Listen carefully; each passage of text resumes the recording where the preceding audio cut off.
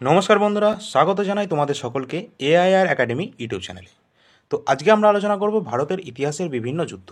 কিন্তু এর আগের ক্লাসে কিন্তু আমরা আলোচনা করে দিয়েছি কে কোন লোকনৃত্যের সাথে যুক্ত, কোন মন্দির কোন রাজ্যে অবস্থান করছে এবং তার ইম্পর্টেন্স, আর কোন খেলার সাথে গুরুত্বপূর্ণ যে সমস্ত পার্সোনালিটি রয়েছে, যেমন নীরজ চোপড়া কোন খেলার সাথে যুক্ত, এই ধরনের বিভিন্ন টার্মগুলো তোমরা সকলে দেখে নেবে, কারণ ওখান থেকে তোমাদের প্রশ্ন কিন্তু 100% পরীক্ষায় আসে। ঠিক আছে, আর এগুলো সবই আগের বছরের প্রশ্ন থেকে তোলা কোশ্চেন। ঠিক আছে, তোমরা দেখতেই পাচ্ছ সালগুলো, কোন কোন সাল থেকে তোলা কোশ্চেন এগুলো সব।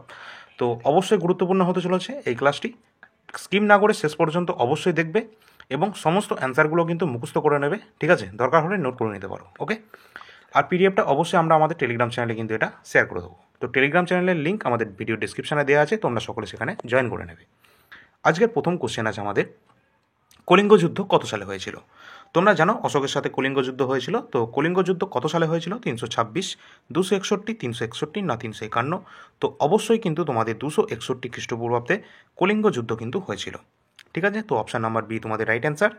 তোমরা দেখে নেবে যে অশোকের সাথে কিন্তু কলিঙ্গ রাজের হয়েছিল এই কলিঙ্গ যুদ্ধটা 261 খ্রিস্টপূর্বাব্দে। ঠিক আছে, আর এখানে কিন্তু অশোক কিন্তু বিজয়ী লাভ করেছিল। ঠিক আছে, এটাও তোমরা দেখে নেবে। চলো পরবর্তী প্রশ্ন, হিদাসপিসের যুদ্ধ কত সালে হয়েছিল? হিদাসপিসের যুদ্ধ হয়েছিল 326 খ্রিস্টপূর্বাব্দ, 361, 265, 342 খ্রিস্টপূর্বাব্দ। তো হিদাসপিসের যুদ্ধ হয়েছিল 326 খ্রিস্টপূর্বাব্দ। এখানে কিন্তু হয়েছিল তোমাদের আলেকজান্ডার এবং পুরুরাজের সঙ্গে। ঠিক আছে, আলেকজান্ডার গ্রিসের ম্যাসেডোনিয়া রাজ্যের অধিপতি আলেকজান্ডার এবং পুরুরাজের সাথে হয়েছিল হিদাসপিসের যুদ্ধ বা ঝিলামের যুদ্ধ, কারণ ঝিলামের তীরে হয়েছিল এটা। ঠিক আছে, 326 খ্রিস্টপূর্বাব্দে হয়েছিল। আলেকজান্ডারের সেনাপতি ছিল সেলুকাস নিকেটর, এটাও তোমরা মনে রাখবে। পরবর্তী প্রশ্ন কী আছে দেখিনি।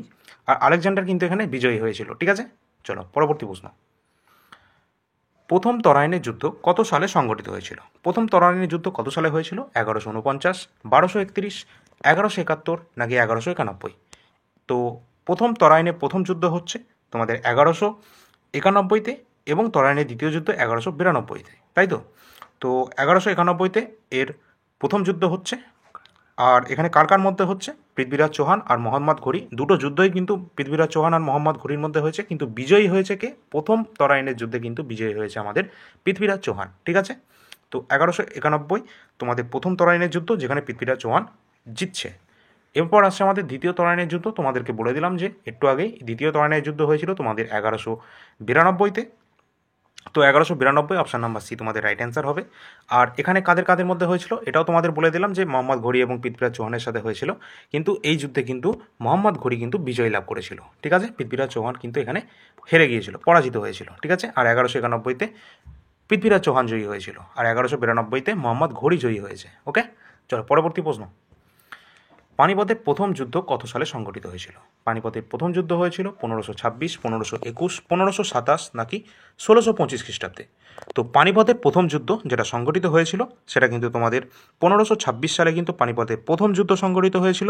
এখানে কার কার সাথে হয়েছিল? তোমরা জানো যে এখানে কিন্তু বাবর এবং ইব্রাহিম লোদির সাথে কিন্তু তোমাদের পানিপথের প্রথম যুদ্ধ কিন্তু সংঘটিত হয়েছিল। এখানে বাবর কিন্তু জয়লাভ করেছিল। ঠিক আছে, জহিরুদ্দিন মোহাম্মদ বাবর এখানে কিন্তু জয়লাভ করেছে।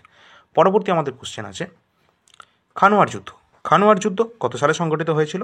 খানোয়ার যুদ্ধ হয়েছিল 1191, 1527, 1194 নাকি 1525? তো খানোয়ার যুদ্ধ কিন্তু তোমাদের হয়েছিল 1527 খ্রিস্টাব্দে। অপশান নাম্বার বি হবে তোমাদের রাইট অ্যান্সার। আর এখানে প্রতিপক্ষ কারা কারা ছিল খানোয়ার যুদ্ধ? এই খানোয়ার যুদ্ধ হয়েছিল বাবর এবং মেবারের রাজা রাণা সংগ্রাম সিংয়ের সাথে কিন্তু এই বাবরের তোমাদের খানোয়ার যুদ্ধ হয়েছিল। এখানে কিন্তু বাবর কিন্তু এখানেও কিন্তু জয়লাভ করেছিল। ঠিক আছে, পানিপথের প্রথম যুদ্ধ জয়লাভ করছে, খানোয়ার যুদ্ধও কিন্তু জয়লাভ করছে। পরবর্তী প্রশ্ন দেখি, পরবর্তী তোমাদের যেটা আসছে সেটা কিন্তু ঘরঘরার যুদ্ধ। ঘরঘরার যুদ্ধ কত সালে সংগঠিত হচ্ছে? 1658, 1576, 1527 নাকি 1529? তোমরা জানো যে 1529 সালে কিন্তু তোমাদের ঘরঘরার যুদ্ধটা হচ্ছে। এখানেও কিন্তু বাবরের সাথে হচ্ছে, কিন্তু কার হচ্ছে বাবরের সাথে? এখানে বাবরের সাথে হচ্ছে আফগান শাসকদের মধ্যে। ঠিক আছে, তো বাবরের সাথে আফগানের সাথে হচ্ছে। এখানেও কিন্তু বাবর কিন্তু জয়লাভ করছে। সুতরাং তিনটে যুদ্ধ সেখানে কিন্তু বাবরই কিন্তু জয়লাভ করছে। তো অত্যন্ত গুরুত্বপূর্ণ ছিল বাবর, কারণ তোমরা এই কোশ্চেনটাও দেখবে পরীক্ষায় অনেকবার জিজ্ঞাসা করা হয় যে এই যে বাবর কিন্তু প্রথম যুদ্ধে কিন্তু সে আগ্নেয়াস্ত্র ব্যবহার শুরু করেছিল। এই কোশ্চেনটাও কিন্তু পরীক্ষায় আসে যে কোন মোগল সম্রাট যে প্রথম কিন্তু কামান এবং গুলি বা বারুদের তোমাদের ব্যবহার শুরু করেছিল যুদ্ধের মধ্যে, সেটা কিন্তু বাবরই ছিল। ঠিক আছে, পরবর্তী প্রশ্ন, চৌসার যুদ্ধ। চৌসার যুদ্ধ কত সালে সংঘটিত হয়েছিল? 1539, 1556, 1527 নাকি 1192? তো চৌসার যুদ্ধ যেটা হচ্ছে তোমাদের 1539 সালে কিন্তু তোমাদের চৌসার যুদ্ধ সংঘটিত হচ্ছে। অপশান নাম্বার এ তোমাদের রাইট অ্যান্সার। এই চৌসার যুদ্ধ হচ্ছে কার কার সাথে? এখানে শেরশাহ এবং হুমায়ুনের সাথে কিন্তু এই তোমাদের চৌসার যুদ্ধটা সংঘটিত হচ্ছে। এখানে কিন্তু শেরশাহ কিন্তু বিজয়ী লাভ করছে। ঠিক আছে, তো 1539-এর চৌসার যুদ্ধ, যেখানে শেরশাহ জয়লাভ করছে হুমায়ুনের সাথে। কনৌজের যুদ্ধ এটা কত সালে হচ্ছে? কনৌজের যুদ্ধ কত সালে হচ্ছে? 1737, 1556, 1540 না 1658? তো অবশ্যই কিন্তু এখানে তোমাদের কনৌজের যুদ্ধ যেটা হচ্ছে কিন্তু 1540 সালে। কনৌজের যুদ্ধ 1540 কার সাথে হচ্ছে? এখানেও কিন্তু তোমাদের এই হুমায়ুনের সাথেই হচ্ছে, শেরশাহের। এখানে কিন্তু তোমাদের শেরশাহ কিন্তু বিজয়ী লাভ করছে। সুতরাং আগেরটা যেটা ছিল তোমাদের চৌসার যুদ্ধ, সেখানেও কিন্তু শেরশাহ বিজয়ী লাভ করছে 1539-এর। আর 1540-এর ঠিক পরের বছরই এখানে কিন্তু এই হুমায়ুনকে হারিয়ে শেরশাহ কিন্তু বিজয়ী লাভ করছে। ঠিক আছে, চলো পরবর্তী প্রশ্ন কি? পরবর্তী প্রশ্ন, দ্বিতীয় পানিপথের যুদ্ধ কত সালে সংঘটিত হচ্ছে? দ্বিতীয় পানিপথের যুদ্ধ 1540, 1556, 1534 নাকি 1659? তো দ্বিতীয় পানিপথের যুদ্ধ হচ্ছে তোমাদের কিন্তু 1556-তে কিন্তু তোমাদের দ্বিতীয় পানিপথের যুদ্ধ সংঘটিত হচ্ছে। কার সাথে হচ্ছে? এখানে কিন্তু তোমাদের হচ্ছে মোটামুটি বৈরাম খাঁ এবং হিমুর সাথে। ঠিক আছে, তো এখানে বৈরাম খাঁ কিন্তু বিজয়ী লাভ করছে। আর ঠিক আছে, এইটুকুই পড়লেই হবে। এখানে আদিল শাহের হিন্দু সেনাপতি ছিল হিমু, তোমরা এটা দেখে রাখবে। ঠিক আছে, আচ্ছা পরবর্তী প্রশ্ন, তালিকটার যুদ্ধ। তালিকটার যুদ্ধ কত সালে হয়েছিল? আচ্ছা, তোমার এখানে এই যে ইবুকটা দেখতে পাচ্ছ, জানুয়ারি থেকে ডিসেম্বর পর্যন্ত আমরা যে ইবুকটা দিচ্ছি, সেই ইবুকটা তোমরা এই কোনাটাই দেখতে পাচ্ছ। তো এইটা সম্পর্কে একটু বলে রাখি, এখানে কিন্তু আমরা সম্পূর্ণ জানুয়ারি থেকে ডিসেম্বর পর্যন্ত দেব। এখন জুলাই পর্যন্ত তোমরা পাবে, সম্পূর্ণ 12 মাসেরই পাবে 51 টাকায়। সুতরাং তোমরা যদি মান্থলি তোমরা ক্যালকুলেট করো, তাহলে তোমাদের 5 টাকারও কম দামে কিন্তু তোমরা পাচ্ছ এই ইবুকটি। কীভাবে সংগ্রহ করবে? এই যে নাম্বারটা দেখতে পাচ্ছ 9593142593, এই নাম্বারে তোমরা যোগাযোগ করবে। এই নাম্বারে যে লিঙ্কটা বা হোয়াটসঅ্যাপের যে লিঙ্কটা, সেটা আমাদের ডিসক্রিপশানে দেওয়া আছে। সেখানে ক্লিক করলেই তোমরা ডাইরেক্ট হোয়াটসঅ্যাপে চলে যাবে। তো সেখানে গিয়ে তোমরা এটা দেখে নেবে। আর পিডিএফটা একবার তোমাদের দেখিয়ে দিই। এই হলো আমাদের সেই ইবুকটি, যেটা তোমরা পিডিএফ ফরম্যাটে পেয়ে যাবে। সম্পূর্ণ তোমাদের 150+ পেজ সংখ্যা রয়েছে এখানে। জানুয়ারি থেকে জুলাই পর্যন্ত এখন পাবে, আর বাদবাকি আগস্ট থেকে ডিসেম্বর পর্যন্ত সেটা কমপ্লিটলি ফ্রিতে পেয়ে যাবে, যারা এখন পেমেন্টটা করবে 51 টাকা দিয়ে। ঠিক আছে, তো সম্পূর্ণ তোমরা পেয়ে যাচ্ছ। এই নাম্বারে তোমরা যোগাযোগ করবে। ঠিক আছে, এই যে টপিকগুলো আছে, এই টপিকগুলো তোমাদের এক্সট্রা কিছু টপিক দেওয়া আছে। আর এই যে নাম্বারটা তোমাদের বলে দিলাম, ওই নাম্বারে যোগাযোগ করবে। এখানে 135 না 150+ তোমাদের পেজ সংখ্যা আছে। 51 টাকা দিয়ে তোমরা পাবে, কোনো টেনশন নেই, প্রাইস আমরা বাড়াবো না। তো তোমরা দেখে নেবে, একটু ভালো করে দেখে নাও, কোশ্চেনগুলো দেখে নাও, কোশ্চেন সংখ্যাগুলো কীরকম কোশ্চেন রয়েছে। কোশ্চেনগুলো এমনই রয়েছে যেগুলো তোমাদের এসএসসি এবং রেলের জন্য অত্যন্ত গুরুত্বপূর্ণ, এবং তার সাথে আমাদের ওয়েস্ট বেঙ্গলের পাবলিক সার্ভিস কমিশনের জন্য অত্যন্ত গুরুত্বপূর্ণ। এই যে প্রশ্নটা, এই প্রশ্নগুলো অনেকবার পরীক্ষা এসেছে। যেমন তোমাদের সম্প্রতি যে মোশন পিকচার ড্রামা যে গোল্ডেন গ্লোব অ্যাওয়ার্ড 2024, এটা কিন্তু ওপেনহাইমার জিতেছে। ঠিক আছে, তো অত্যন্ত গুরুত্বপূর্ণ এই পুরস্কারগুলো। এই গোল্ডেন গ্লোব পুরস্কার জেতা প্রথম ভারতীয়কে এআর রহমান। বারবার পরীক্ষা জিজ্ঞাসা করা হয়, ইনি কিন্তু 2009 সালে অস্কার পুরস্কার পেয়েছিলেন। এটা বহুবার এসএসসি জিজ্ঞাসা করেছে, না জানি কতবার জিজ্ঞাসা করেছে। ঠিক আছে, শুধু তাই নয়, এআর রহমান এর সাথে সাথে অনেক পুরস্কারই পেয়েছে। আর তাছাড়া এই যে কোশ্চেনটা আইসিসি থেকে একদম হুবহু কমন চলে এসছে, সূর্যকুমার যাদব যে আইসিসি T20 ক্রিকেট ইয়ারে তোমাদের সম্মানিত হয়েছেন, তিনি ক্রিকেট অফ দ্য ইয়ারে তিনি 2023-এ সম্মানিত হয়েছিলেন। তারপর তোমাদের রয়েছে কি এই যে কোশ্চেনটা, এই কোশ্চেনটা তোমাদের আসা কোশ্চেন, ওয়ার্ল্ড আর্চারি অ্যাওয়ার্ড জয়ী প্রথম ভারতীয় তীরন্দাজিকে শীতল দেবী। প্রশ্নটা চলে এসছে। আবার তোমাদের যে প্রশ্নটা সামনে আসবে, অর্জুন পুরস্কার থেকে আসবে। ঠিক আছে, সম্প্রতি যে তোমাদের সিজিএল পরীক্ষা চলছে, এখান থেকে দেখে নেবে তোমরা আমাদের কারেন্ট অ্যাফেয়ার্সের সাথে কত মিল আছে। ঠিক আছে, অনেক অ্যাজ ইট ইজ কোশ্চেন তোমরা কমন পাবে এখান থেকে। ঠিক আছে, তো সম্পূর্ণ পিডিএফটা তোমরা পেয়ে যাচ্ছ সম্পূর্ণ 51 টাকাতে। ঠিক আছে, তোমরা পিডিএফটা দেখতে পাচ্ছ এখানে। চলো একটু শেষের দিকটা একটু দেখিয়ে দিই। এইভাবে তোমরা কিন্তু সম্পূর্ণ পৃষ্ঠাটা পাবে। তো যারা নেবে ওই নম্বরে তোমরা যোগাযোগ করবে। এখানে কিন্তু কিছু এক্সট্রা ইনফরমেশনও দেওয়া আছে। ঠিক আছে, বিভিন্ন রাজ্যের মেলা উৎসব, ঠিক আছে, এইভাবে এক্সট্রা কিছু ইনফরমেশনও কিন্তু এখানে দেওয়া আছে। বিভিন্ন রাজ্যের প্রকল্প, ভারতরত্ন পুরস্কার, ঠিক আছে, অলিম্পিক গেমসগুলো, তাছাড়া যে সমস্ত আইসিসি যে সমস্ত খেলা, মুখ্যমন্ত্রী, রাজ্যপালের লিস্ট, এই সমস্ত কিছু গুরুত্বপূর্ণ টপিক এখানে কিন্তু দেওয়া আছে। তোমরা যারা যারা নেবে তাহলে ওই নম্বরে যোগাযোগ করবে, যে নম্বরটা বললাম 9593142593, এই নম্বরে তোমরা যোগাযোগ করে নেবে। ঠিক আছে, তো আর যারা যারা কিনবে তারা এই প্যারিস অলিম্পিকটাও তোমরা পেয়ে যাবে। প্যারিস অলিম্পিক গেম 2024 যেটা অনুষ্ঠিত হয়ে গেছে, এবং প্যারা অলিম্পিক গেমটাও নিয়েও আমরা ক্লাস আনবো খুব তাড়াতাড়ি। তো প্রথম কিন্তু স্থান অধিকার করেছিল তোমরা জানো আমেরিকা, যেটা তোমাদের হয়েছিল প্যারিস ফ্রান্সে হয়েছিল। চীন কিন্তু দ্বিতীয় স্থান, এবং ভারত কিন্তু কোনো স্বর্ণপদক পায়নি। ভারত কিন্তু 71 নাম্বার পজিশনে কিন্তু রয়েছিল। ঠিক আছে, তো সিলভার পেয়েছিল ভারতের। তো মনোভাগের অত্যন্ত গুরুত্বপূর্ণ ছিল। আর তোমাদের এই যে পিডিএফটা তোমরা যদি পেতে চাও অবশ্যই তোমরা ওই 51 টাকা দিয়ে পেমেন্টটা করে নেবে। ঠিক আছে, সম্পূর্ণ ডিসেম্বর পর্যন্ত অ্যাক্সেস তোমরা পাবে। ঠিক আছে, চলো পরবর্তী আমরা যে ক্লাস করছিলাম সেই ক্লাসে আমরা ফিরে যাই। যারা যারা নেবে যোগাযোগ করবে। তো তালিকটার যুদ্ধ কত সালে সংগঠিত হয়েছিল সাল দেখে নাও। 1546, 1565, 1534 না 1576 সালে। তো তালিকটার যুদ্ধ যেটা হচ্ছে তোমাদের 1565 সালে কিন্তু হয়েছিল তালিকটার যুদ্ধ, যেটা হয়েছিল তোমাদের বিজয়নগর এবং সুলতানি সাম্রাজ্যের মধ্যে। ঠিক আছে, এখানে কিন্তু সুলতানি যে রাজ্যগুলো তারা কিন্তু জয়লাভ করেছিল এই তালিকটার যুদ্ধে। ঠিক আছে, গুরুত্বপূর্ণ। চলো পরবর্তী প্রশ্ন কি আছে, হলদিঘাটের যুদ্ধ কত সালে সংগঠিত হয়েছিল? হলদিঘাটের যুদ্ধ কত সালে হয়েছিল? 1658, 1737, 1534, 1576।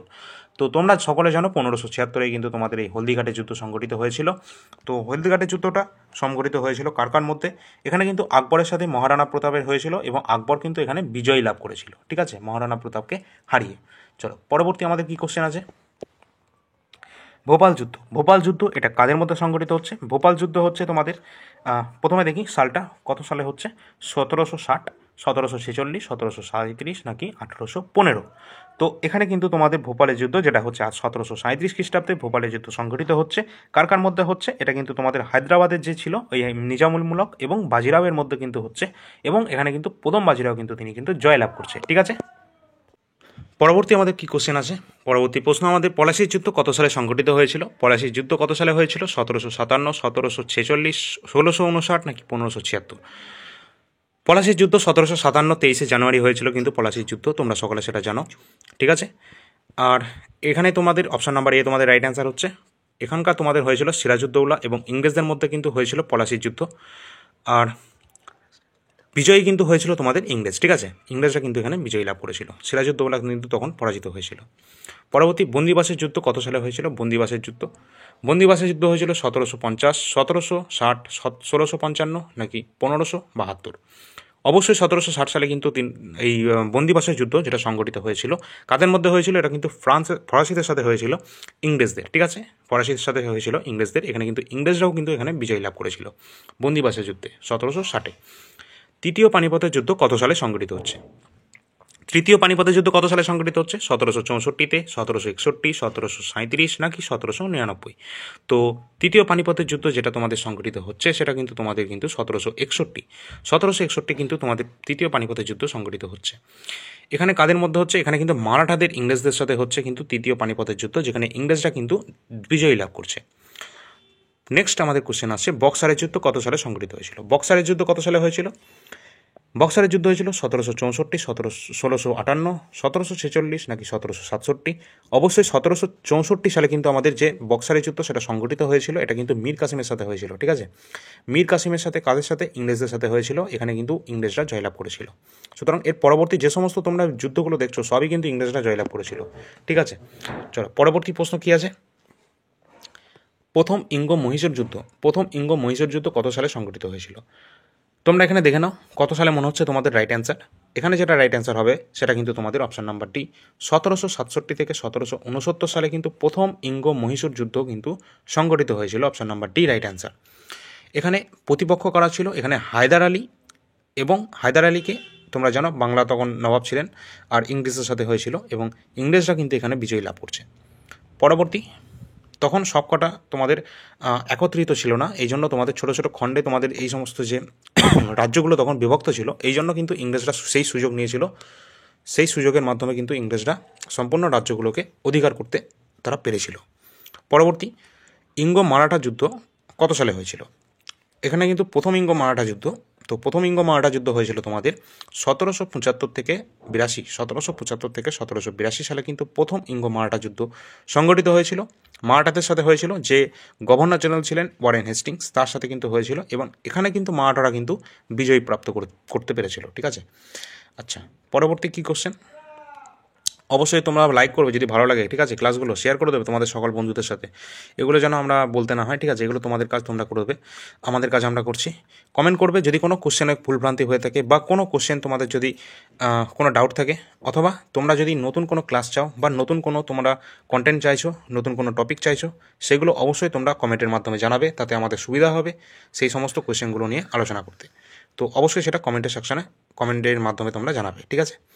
তো পরবর্তী প্রশ্ন, দ্বিতীয় ইঙ্গ মহীশূর যুদ্ধ হয়েছিল কত সালে? দ্বিতীয় ইঙ্গ মহীশূর যুদ্ধ হচ্ছে তোমাদের, যেটা রাইট অ্যান্সার একবারে ডাইরেক্ট বলছি, সেটা হচ্ছে 1780 থেকে 1784 সালে কিন্তু দ্বিতীয় ইঙ্গ মহীশূর যুদ্ধ হচ্ছে, ঠিক আছে? কার সাথে হচ্ছে? এই যে হায়দার আলী ছিল তখন, ওই হায়দার আলীর সাথেই কিন্তু ইংরেজদের হচ্ছে, সেখানে হায়দার আলী কিন্তু জয়লাভ করছে এবার, ঠিক আছে? এই দ্বিতীয় ইঙ্গ মহীশূর যুদ্ধে কিন্তু হায়দার আলী জয়লাভ করছে, ঠিক আছে? চলো পরবর্তী কী আছে? তৃতীয় ইঙ্গ মহীশূর যুদ্ধ। তৃতীয় ইঙ্গ মহীশূর যুদ্ধ যখন হচ্ছে, এই তৃতীয় ইঙ্গ মহীশূর যুদ্ধ কখন হচ্ছে? তৃতীয় ইঙ্গ মহীশূর যুদ্ধ কিন্তু হচ্ছে 1790 থেকে 92-তে। তখন কিন্তু এই যে বাংলার নবাব ছিলেন তখন কিন্তু টিপু সুলতান ছিলেন কিন্তু, ঠিক আছে? হায়দার আলীরই পুত্র ছিল টিপু সুলতান। তো টিপু সুলতানের সঙ্গে তখন কিন্তু শ্রীরঙ্গপত্তমের সন্ধি হয়েছিল, যেটা তৃতীয় ইঙ্গ মহীশূর যুদ্ধেই হয়েছিল, যেটা হয়েছে তোমাদের শ্রীরঙ্গপত্তমের সন্ধি, ঠিক আছে?